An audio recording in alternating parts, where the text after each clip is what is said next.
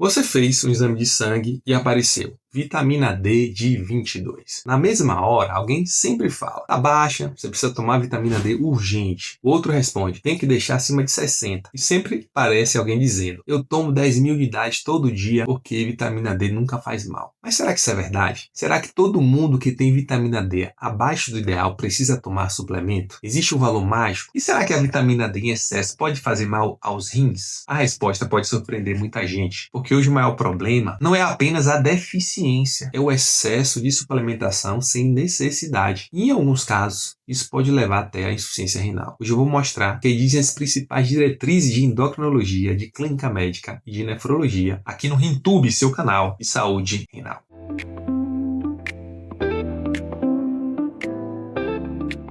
Primeiro, a gente precisa entender uma coisa. Vitamina D não é um hormônio milagroso. Nos últimos anos, ela foi relacionada a praticamente tudo. Imunidade, foi relacionada a câncer, a depressão, a diabetes, foi relacionada a infarto, foi relacionada, inclusive, na época da pandemia, ao Covid, a obesidade, a memória, a demência, a falta de vitamina D da demência. Então, muita gente falando isso. Mas existe uma diferença enorme entre uma associação encontrada em estudos observacionais e um benefício comprovado que damos à vitamina D para as pessoas. Foi justamente essa pergunta que a Sociedade Americana de Endocrinologia resolveu responder na atualização de 2024. Depois de revisar centenas de estudos, a conclusão foi bastante diferente do que muita gente imaginava. Para pessoas saudáveis, com menos de 75 anos, não existe evidência suficiente para recomendar a suplementação rotineira de vitamina D acima da ingestão diária recomendada apenas para prevenir doenças. Também não se recomenda dosar vitamina D de rotina em pessoas saudáveis sem indicação clínica. Essa recomendação, pessoal, representa uma mudança importante em relação ao entusiasmo que existia há alguns anos.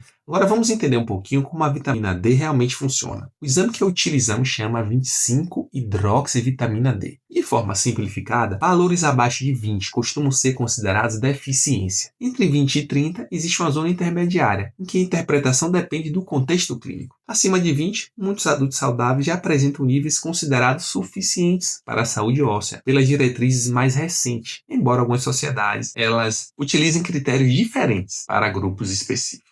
E aqui existe um detalhe muito importante. Não tratamos apenas de um número, nós tratamos de pessoas. Imagine então, 2 pacientes. O primeiro é um homem de 35 anos, saudável, sem fraturas, sem osteoporose, sem doença intestinal, sem sintomas. A vitamina D veio 22. O segundo é uma senhora de 82 anos, com osteoporose e 2 fraturas prévias. Você acha que a conduta vai ser igual? Claro que não, gente. O contexto ele vai mudar completamente a decisão. Cada caso é um caso, eu sempre digo isso aqui. Agora vamos responder outra pergunta. Quais são as consequências da deficiência verdadeira da vitamina D? Quando a deficiência é importante e persistente, ela pode causar fraqueza muscular, pode causar dor óssea, maior risco de quedas, osteomalácia nos adultos, raquitismo nas crianças e, obviamente, contribuir para a pior saúde óssea, especialmente quando associada à deficiência de cálcio. Esses são os benefícios mais bem comprovados da vitamina D. Agora vem uma das maiores dúvidas. Se eu aumentar minha vitamina D para 50, 60, 80, vou ficar mais protegido contra câncer, infarto, AVC, infecções? Vai viver mais? A resposta é o seguinte, pessoal. Não existe evidência para recomendar que pessoas saudáveis mantenham níveis elevados de vitamina D. Esse talvez seja o ponto mais importante desse vídeo. Ter vitamina D normal não significa que precise ficar o mais alta possível, mas não significa melhor. Isso vale especialmente para a vitamina D. Agora vamos falar dos nossos rins. Porque, gente, existe aqui um risco que pouca gente conhece. A vitamina D em excesso pode aumentar a absorção intestinal de cálcio. Quanto mais cálcio é absorvido, mais cálcio pode estar circulando no sangue. Se esse cálcio sobe demais no sangue, ele pode provocar pedra nos rins, nefrocalcinose, que é depósito de cálcio no parênquima do rim, lesão renal aguda, insuficiência renal, pode ter também náuseas, vômitos, prisão de ventre, sede intensa, confusão mental e alteração do ritmo cardíaco. Como nefrologista, eu já acompanhei pacientes que chegaram ao consultório com creatina elevada porque estavam tomando doses muito altas de vitamina D por muitos meses, e muitas vezes sem indicação. O problema geralmente geralmente não é uma dose isolada. O risco aparece mesmo quando doses altas são usadas de forma contínua sem acompanhamento médico. Outro erro muito comum é você tomar vitamina D, não dosa o cálcio. Toda reposição prolongada de vitamina D tem que dosar o cálcio. E agora vem uma outra dúvida. Quem realmente costuma precisar de suplementação? Vamos então dizer o seguinte: as principais indicações são uma deficiência comprovada, pessoas com osteoporose, que é o osso mais fraco, osteomalácia, idosos com maior risco de fratura, pacientes que têm absorção ruim da vitamina D, cirurgia bariátrica, uso de alguns medicamentos que reduzem a absorção dessa vitamina, doença no fígado e doença renal crônica em determinadas situações e em outras condições avaliadas individualmente pelo seu médico. Ou seja, não é porque seu vizinho toma vitamina D que você também precisa. E como é que deve ser feita a reposição então, doutor André?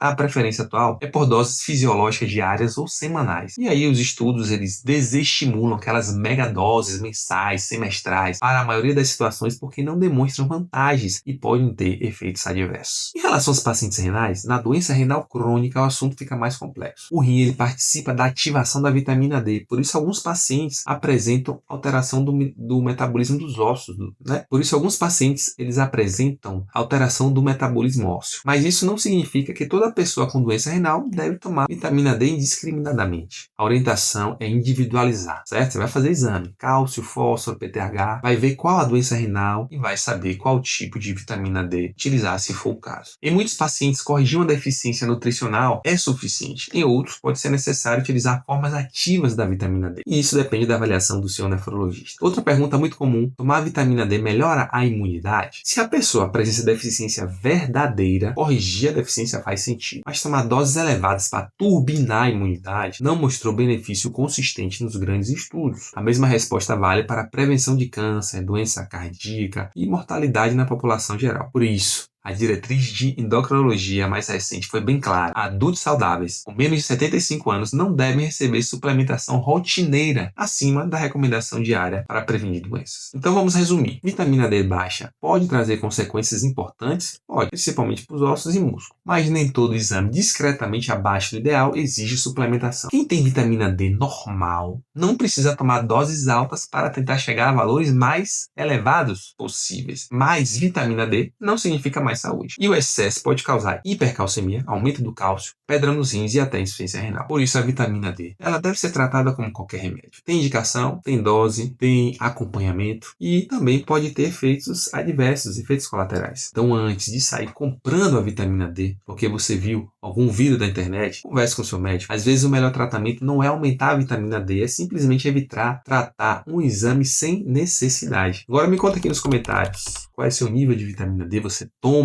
algum suplemento? Quem foi que te orientou? Você viu na internet? Você acompanhou com o seu médico? Eu sou o Dr. André Bastos, sou médico nefrologista. Você está aqui no RimTube, onde a gente traz informações baseadas nas melhores evidências científicas para cuidar de sua saúde. Um grande abraço.